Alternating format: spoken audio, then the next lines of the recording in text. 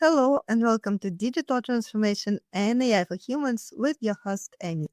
In this podcast, we delve into how technology intersects with leadership, innovation, and most importantly, the human spirit.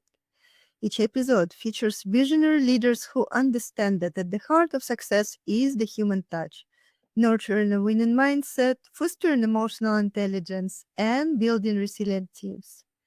AI doomers versus AI optimists. Which side are you on? Let's take a closer look at how we are shaping the future of human civilization together with my amazing guest from Philadelphia, the United States, Geoffrey Klein, a TED Talk speaker, best-selling author, professor, and expert in AI, visual communication, and storytelling. Geoffrey holds an executive certification from MIT in AI and its implications for business strategy and teaches at Temple University and the Wharton School, continuously exploring the intersection of communication, creativity, and technology. As the president and CEO of Nine Dots Media, Geoffrey helps brands and leaders communicate more effectively through the power of story and design, transforming complexity into clarity. His mission is simple yet profound: to make communication better and connections deeper. Welcome, Geoffrey. I'm so happy having you here today. Thank you very much for having me. Let's start the conversation and transform not just our technologies, but our ways of thinking and leading. If you are interested in connecting or collaborating, you can find more information in the description. And don't forget to subscribe for more powerful episodes. If you are a leader, business owner, or investor ready to adapt, thrive, and lead with clarity, purpose, and wisdom in the era of AI, I would love to invite you to learn more about AI Game Changers, a global elite club for visionary trailblazers and change makers shaping the future. You can apply at aigamechangers.club. Geoffrey, to start with, I would love to learn more about your journey and hear more about you. Could you please share a few words about what brought you to where you are today and all of your passions? Thank you so much, Emmy. When I think about what brought me here today is, I guess, the combination of my love of story and technology. For me, I'm a big fan of movies, and so I've always found stories to be compelling. Growing up, my father and grandfather were judges, and we would have dinners almost once a week. And in the dining room table, they would sit across from each other at both sides and swap stories. And so this was their way of connecting with one another. And I got a seat at the table. So as a little kid growing up, I saw the power of how stories can really transform conversations and thinking and feel it. It really has the ability to tap into all the different parts of what makes us human. And so I've been fortunate that I've worked in the film industry. I produce videos. My world is about the power of story, and I love that. But I'm also kind of a early adopter. I love technology. I actually have a term for myself, an NTG, which is a non-technical geek, because while I'm not a coder and I'm not a designer, I love what technology, I love what creativity can do. And so for me, that's always been a driving force about thinking about what's possible. I consider myself an idea guy. And what I love about technology is I can take these sometimes crazy ideas and you know execute them out and see whether they really were a good idea or not sometimes. As I've developed my interest and skills in telling and shaping stories, it has been a parallel journey in terms of my interest in technology and what it can do to help tell those stories. This is such a beautiful story of your life and how you came to what you are doing today. But that's so true. Those areas are truly captivating, and I have a lot of passion for them myself. So I understand why you are focusing on those areas because they are truly impactful and truly exciting. Geoffrey, as we move toward 2030, we're seeing both anxiety and excitement intensify around artificial intelligence.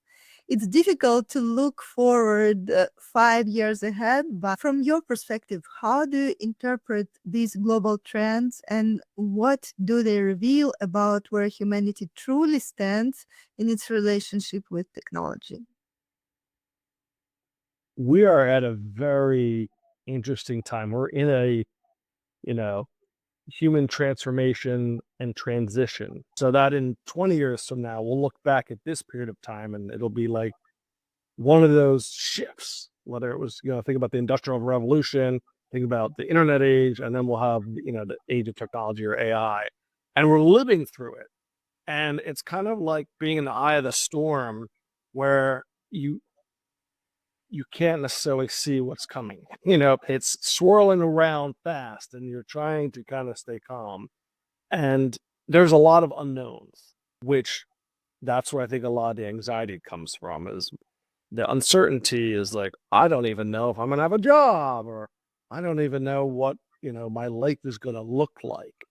And I think about all the different times that people have thought ahead and you have people who are kind of the visionaries who can see one version of the future, but most of us can't get past what I'm doing tomorrow, let alone what's happening in 3 years from now.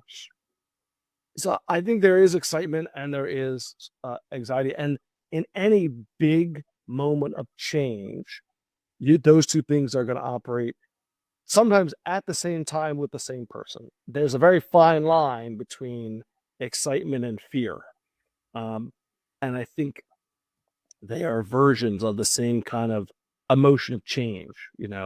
Something is shifting, and we're not quite sure how to handle it emotionally, let alone all the other ways that we deal with it.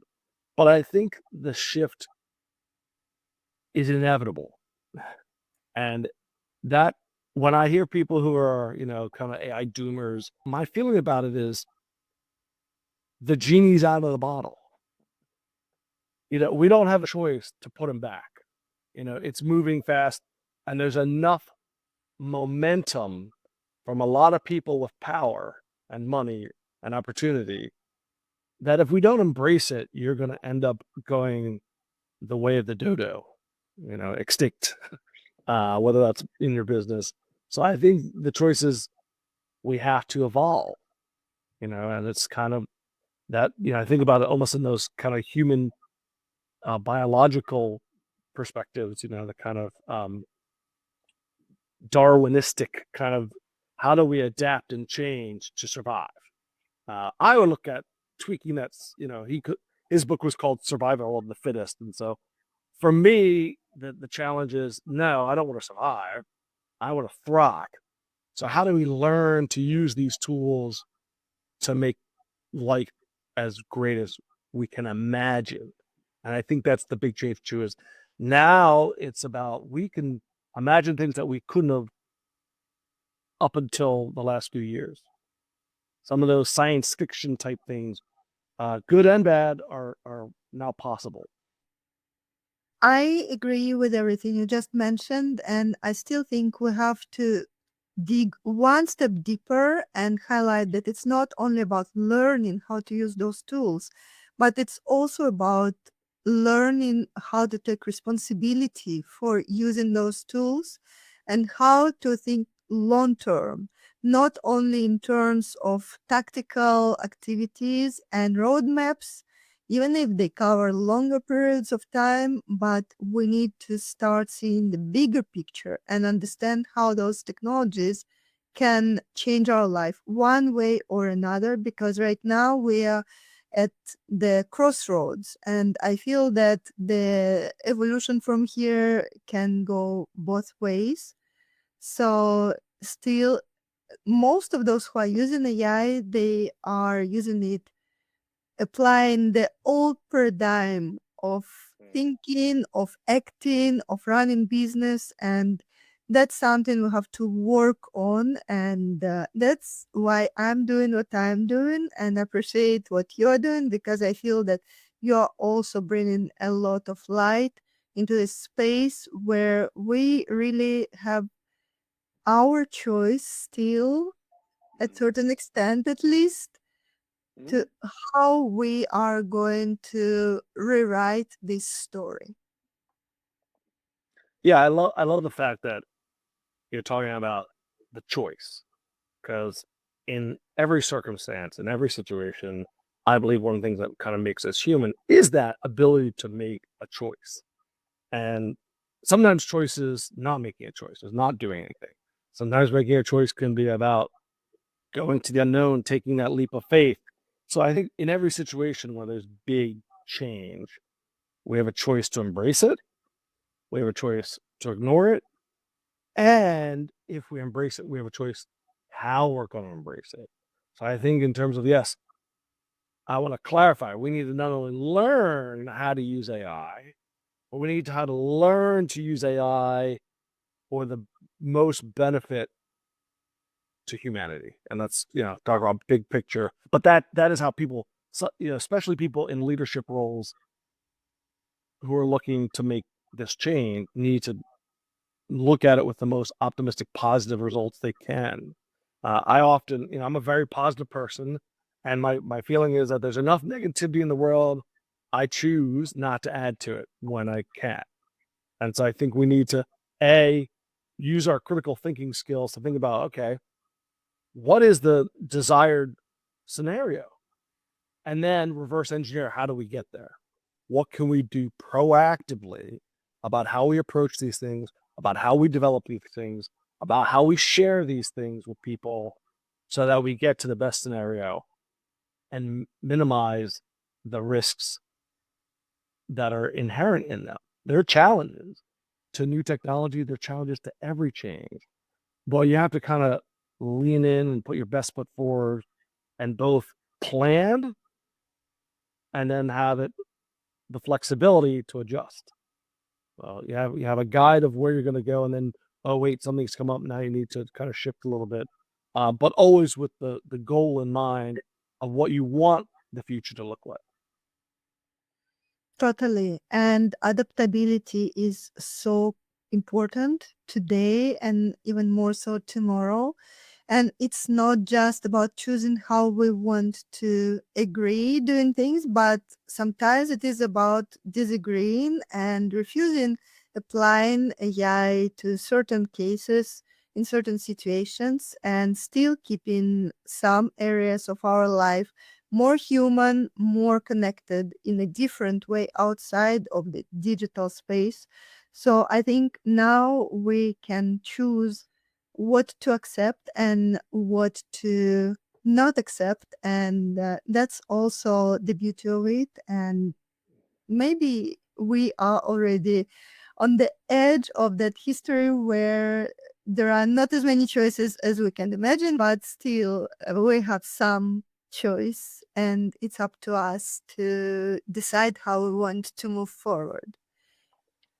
I think we have more choice than people recognize. So I think that some of the kind of fear mongering that's going on with the hype of AI and the fear of AI makes us feel like we don't have the ability to do something, and we always do. I think it's going to be, yes, we probably can't go backwards in some ways, but I actually think that some things that have been meaningful for us for a long time that maybe we've lost sight of.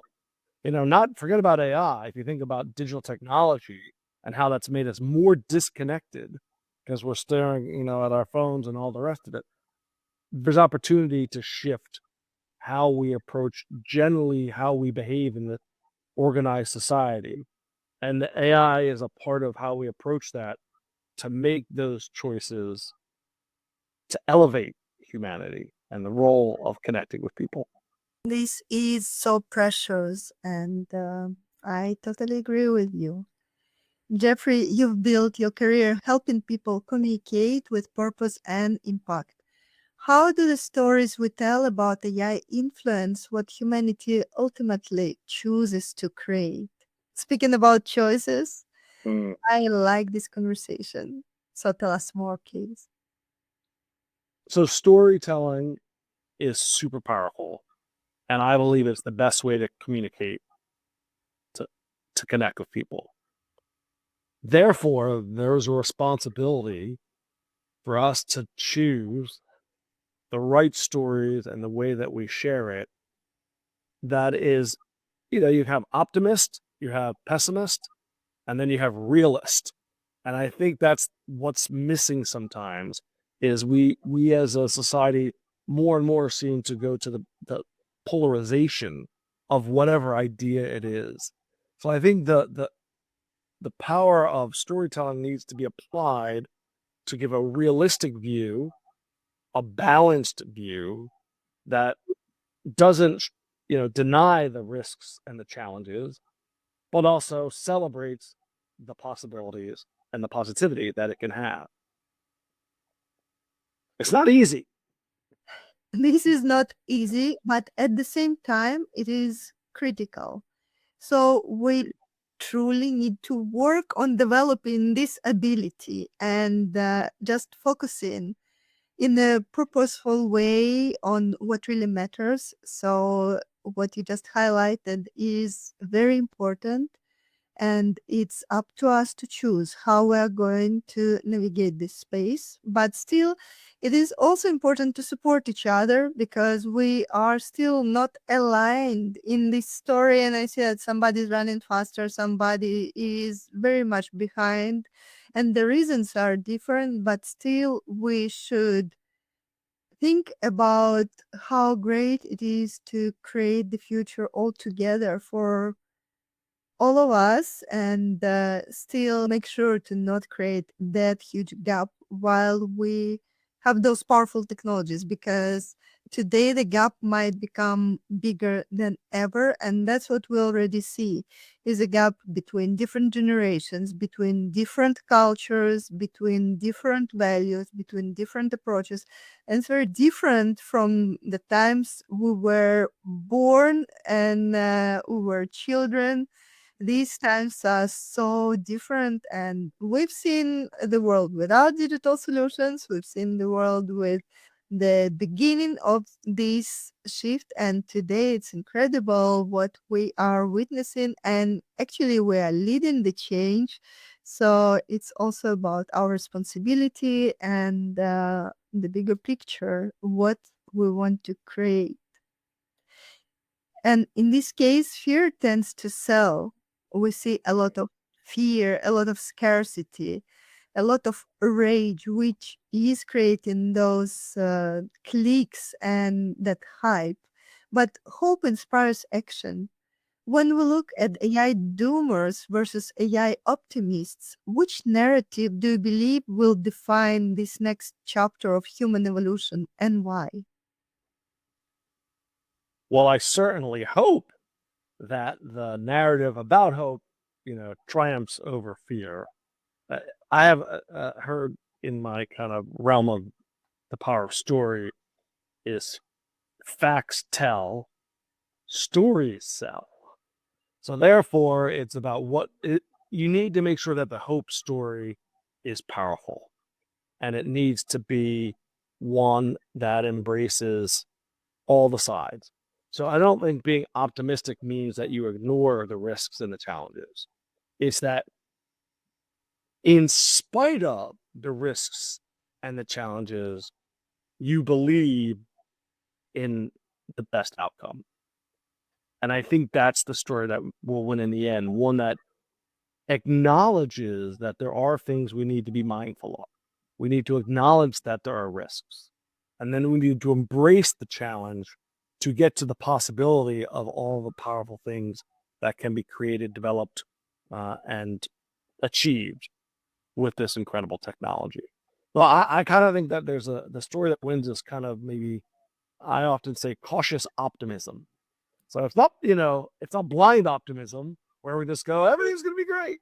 But we go, yeah, there is definitely some challenges, but we're going to make sure that we push ahead to make this a positive, beneficial, you know, ending to the story. I'm looking forward to this. And you described it in such a beautiful way. I think this cautious optimism is really what we need to apply, because it is important to keep high frequencies while rewriting the narrative and creating our future. But at the same time, we have to keep in mind that this is a powerful tool, a powerful toy we're playing with, and it can be used in different ways, in the same way as anything else, actually. So much depends on our fantasy, on our creativity, and on our goal setting. So, what do we want to achieve? How we want to see the change that will define a lot of how the future will look like. In that context, I'm thinking directly about media, influencers, and business leaders. They are all shaping the collective story. How can they move from amplifying fear and hype to cultivating awareness and responsibility in a genuinely human centric way? To me, this is one of the biggest challenges for people understanding, embracing, and leveraging the power of AI. Because while journalists, newsmakers for many years were kind of arbiters of truth, and they would just tell the facts and they wouldn't have too much of a political bent one way or the other. That's just not the case as we are here. Again, the media is doing, in my opinion, more harm than good because of the nature of clickbait, of headlines, of things that don't share the larger nuances, the deeper story. We're a soundbite, scanned culture, or we'll read a headline and accept it as truth without ever really questioning it. And I think that, therefore, while I believe media leaders, influencers, and general business leaders have that responsibility, I don't think they're all taking it seriously. And I'm not sure how that's going to change, because attention is the most precious commodity.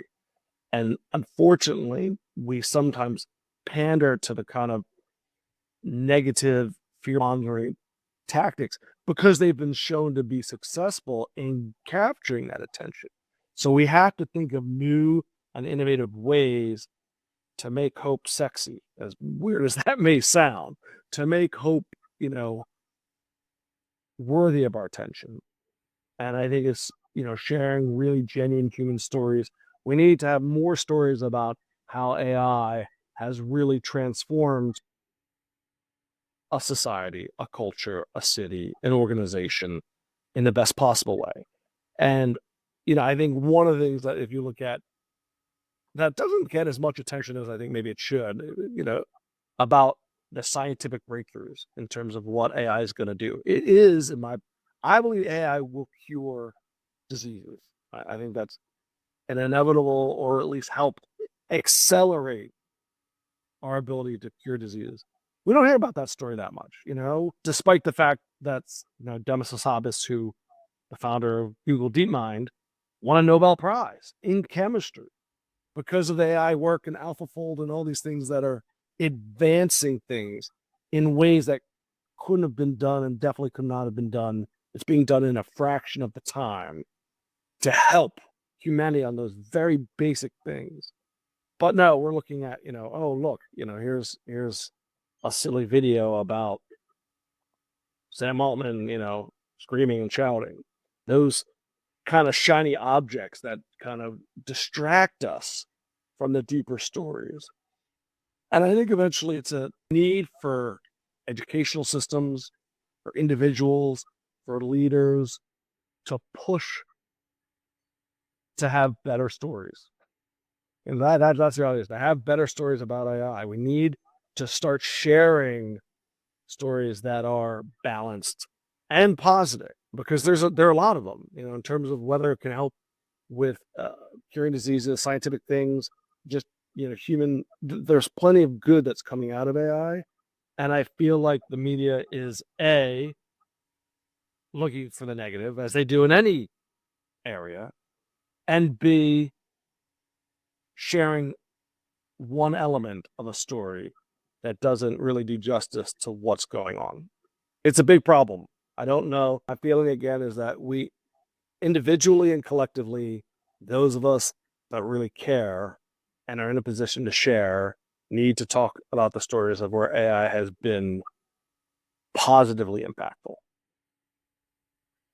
And I feel that our conversation is one of those small steps where we can really at least highlight the opportunity of focusing more on what is really beneficial for humanity and creating that change so that others can also start looking at something what is really creating that change we want to see in the world. Because I agree, rage and anger and fear, they are creating a lot of reaction and a lot of activities around, and they are also very impactful. But at the same time, we need to learn how to react to the right type of triggers and not react probably and start filtering something what is not really impacting us in a very positive way, so that we can open up as well more for seeing with gratitude and amazement the world around us, because it's not just dark and negative. There is so many fantastic, incredible things going on and surrounding us. So I think we should focus more on all that magic around us.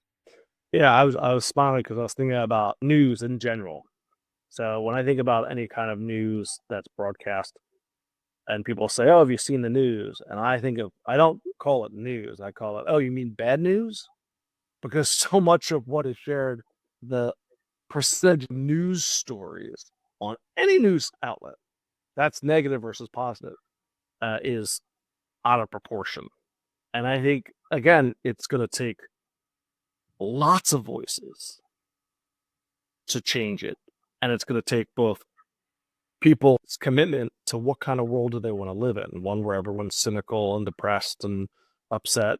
And we're in a space where we have the opportunity to really, little by little, get to a place where we start to, it's slow. It's going to take a while to do it, and it's going to take a lot of people together, all doing their part to try and help shift the narrative. But I absolutely love your idea that it's about time to make hope sexy again and introduce more positivity. It made me think about one of my keynotes about 5 years ago. I just met just 2 days ago one of my ex-colleagues, where we were standing at the stage together, and she was standing and presenting again there 5 years later. So we were laughing that 5 years ago I was talking about making data sexy again on the St. Valentine's Day, and 5 years later I feel that it's time for me to highlight and have this conversation with you to remind humans that it's about time to choose what we want to focus on and prioritize in a more positive way as well. But if storytelling has always been humanity's mirror, what kind of story could help us move beyond polarization toward a shared vision of co creation between humans and AI to create that synergy? I think it's a continuation of what we're talking about in terms of focusing less on the polarization, finding ways to bring people in together. In the US, it seems as if over the last, I'll say, 10 years, the country has gotten more and more polarized. And I think often the extremes are problematic. I'm in a common sense, practical, realistic kind of thinking. And I think that's most of us, but I think the two, extremes are loud. And we need to get that middle section to be louder. That's the kind of common sense. And this is on both sides because, I created something called the World AI Spectrum, where you have the different elements and you have the doomers on one side, kind of the optimists, and then you have the effective accelerationism. And they're just as problematic because their belief is that AI at all costs, and it doesn't matter if it means the end of humanity. Oh, and by the way, no regulation because the market will just figure it out. And I can't buy into that. I think we need to, like any, powerful technology, we need to have guardrails.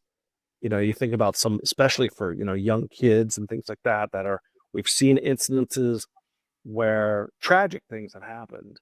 We need to then also start to share what are some of the triumphs that have happened. And so it's, again, bringing people together, connecting people through a shared belief in what the best of humanity is. The stories of triumph, the stories of hope, the stories of collaboration. Talking about co-creating, I think there's two things about co-creating. Co-creating human, co-creating human and machine. Where's there been something that wasn't possible without the machine AI, but it also wasn't possible without the human. And it's that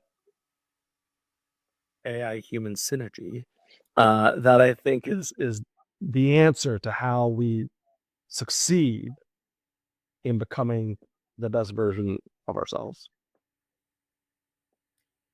So brilliant.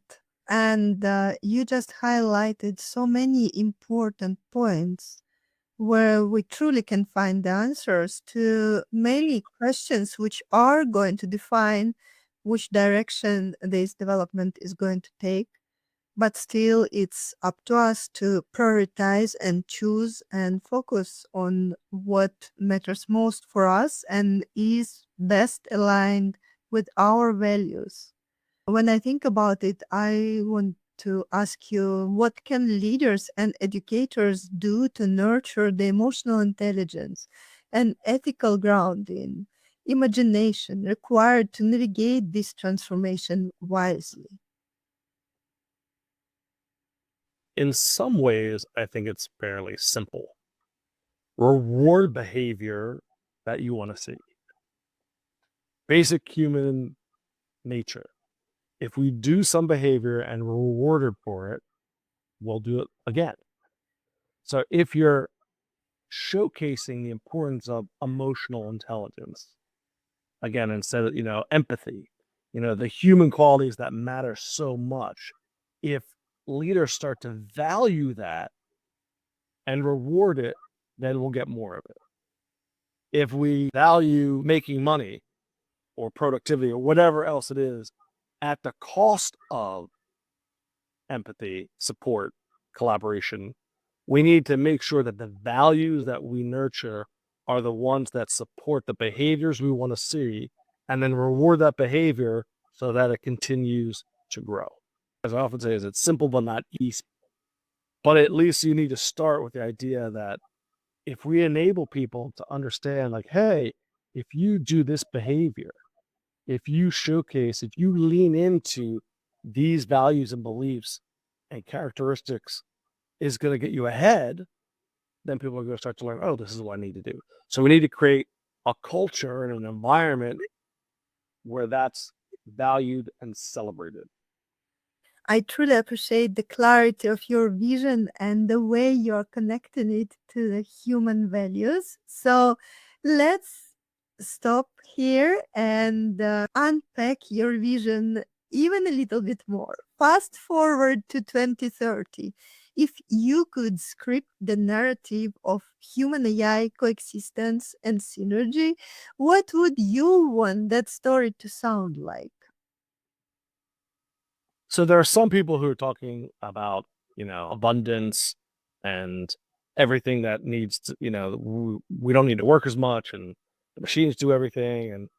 And there's some challenges to that vision because I think at the moment and as things are, AI capabilities, tools is not evenly distributed.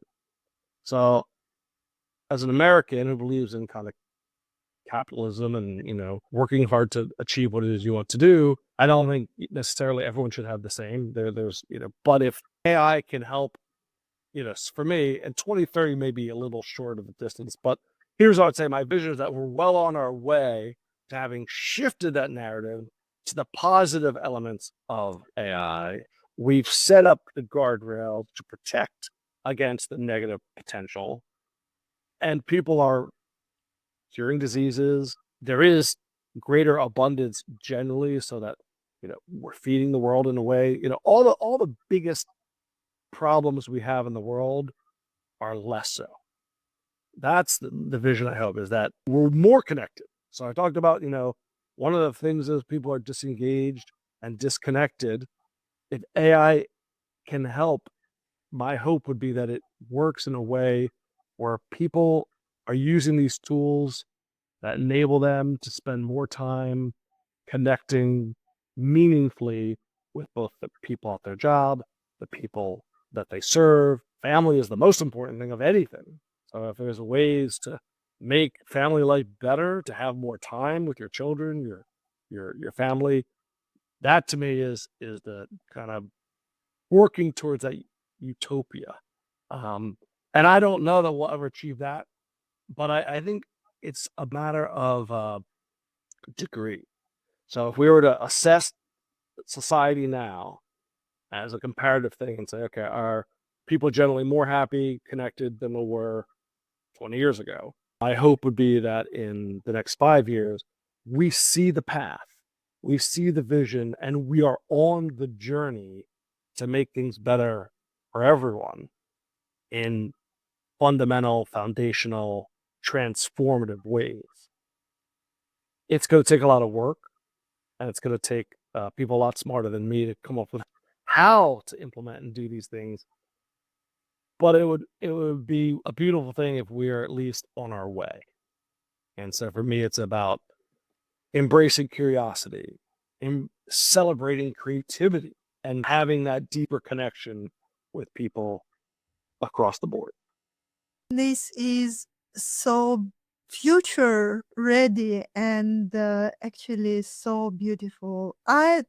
While I've been listening to you, I was thinking how happy I am that you found me to have this conversation and share it with others, because it is a beautiful vision, and it is a very human centric vision based on really important, really valuable core ground pillars, which we probably should reconnect better to and move forward in a way which can help us seeing what you just described in reality and be a part of this transformation. Thank you so much. This is truly impressive. Well, thank you. What is one fact or one truth we all need to unlearn to move forward consciously in this world? And that's probably my favorite question, because it might enable us to get so much capacity and resources to do something instead when we just get rid of what is holding us back. Mm. I think there's a belief that AI is either going to be our untimely demise or the miracle of humanity. And I think it's neither. I think it's a really powerful tool, but those outcomes depend on our human desires and choices, how we train it, how we're trained to do it, which path we decide to follow.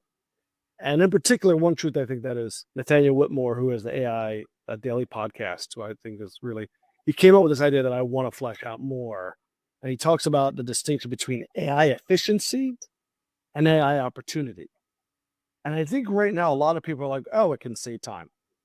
And I think that is a limited way of looking at AI and technology in general, is that, oh, I can do something faster. I can do something, with less people, less energy. And, when you talk about the jobs and I think it's really about, no. What can AI help you do that you couldn't do before? what's the possible now that wasn't possible before the advent of these tools?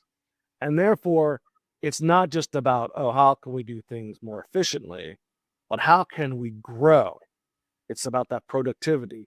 It's about that opportunity to do things that evolve, the way that we do things, what we can do, how we can accomplish, all within a human centric. How can we make our workers in America disengagement at work? There are way more people who are actively disengaged than engaged. How can we look at AI as an opportunity to increase engagement, to increase the way that we take emotional intelligence and make it more valuable? What are the ways that we can look for that opportunity for growth and prosperity, not just, oh, we can do this faster? I think that there's an element of, yes, AI can make you do something faster, but there's two ways to grow. You can reduce some of the waste, or you can grow bigger. And I think too many people are looking at it like, oh, well, where can we shave and carve out things? That's part of it, but it needs to be coupled with, and now that we've saved that time, how do we use that savings for something great, or something bigger than we thought we could do?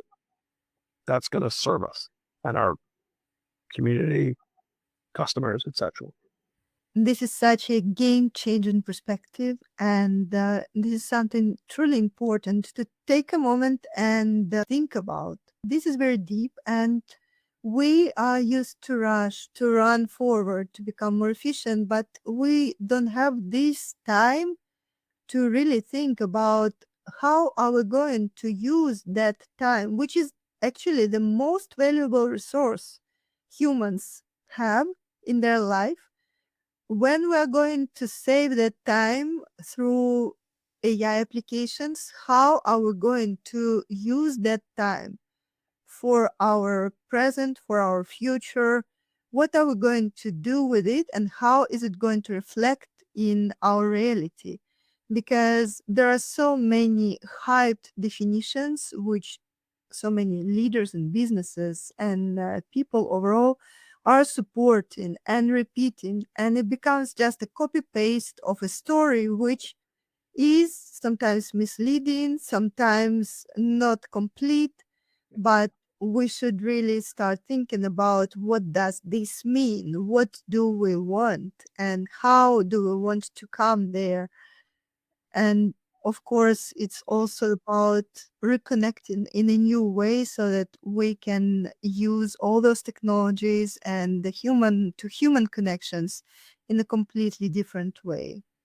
What is your one piece of advice for leaders and humans navigating the AI era to not only succeed, but preserve their greatest advantage, being human?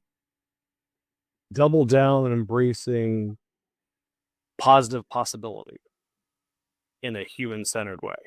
I think leaders need to think about, okay, how can I use this technology to enhance what we're doing rather than replace? And that's a big thing about jobs and things, is we want to enhance the workers, not replace them.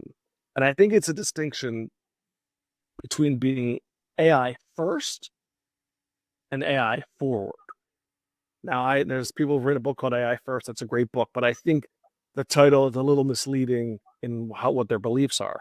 Because if it's AI first, that means people second.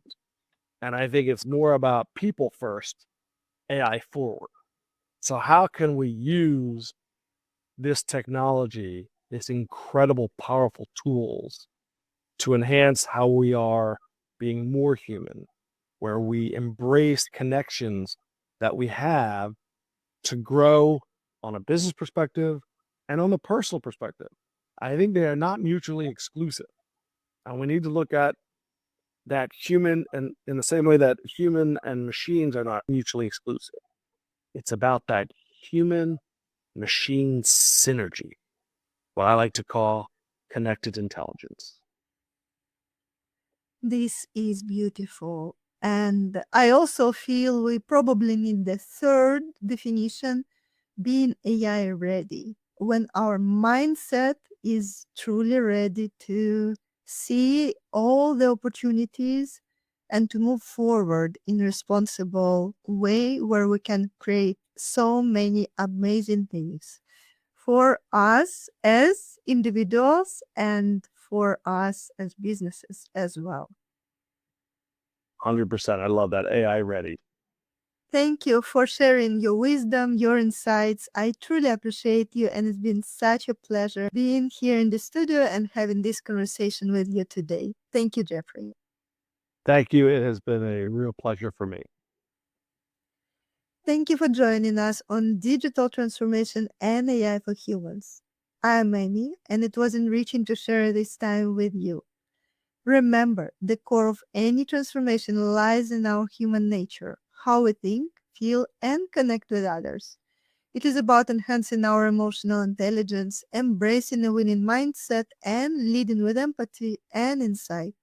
Subscribe and stay tuned for more episodes where we uncover the latest trends in digital business and explore the human side of technology and leadership.